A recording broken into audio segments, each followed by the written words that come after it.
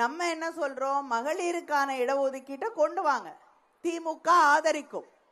ஆனால் தமிழ்நாட்டுடைய உரிமைகளை பறிப்பதற்கு, எங்களுடைய எம்பிக்களுடைய எண்ணிக்கையை குறைப்பதற்கு நாங்கள் என்றும் ஒத்துக்கொள்ள மாட்டோம் என்று அவர்களிடம் தெளிவாக தொடர்ந்து நம்முடைய முதலமைச்சர் அவர்கள் தெரிவித்துக் கொண்டிருக்கிறார்.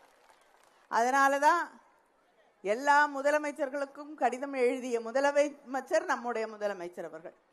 சென்னையில தென்னிந்தியாவில் இருக்கக்கூடிய அத்தனை முதலமைச்சர்களையும் அழைத்து மாநாடு நடத்திய முதல்வர் நம்முடைய முதலமைச்சர் அவர்கள். நேற்று அங்கே பிஜேபி கொண்டு வந்த அந்த மசோதாக்களை நாம் வெற்றி பெற்றோம்.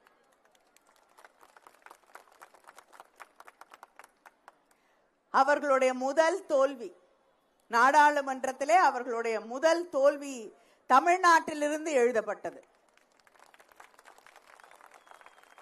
முந்தா நாள் முதலமைச்சர் தமிழ்நாட்டில் இருக்கக்கூடியவர்கள் எல்லாம் கருப்பு உடை அணிய வேண்டும், கருப்பு கொடி ஏற்றுவோம் வீடுகளிலே என்றார்கள். இது கருப்பு நாள் என்று. நேற்று அந்த மசோதாக்கள் முறியடிக்கப்பட்டு அத்தனை பேரும் பட்டாசு வெடித்து கொண்டாடினோம்.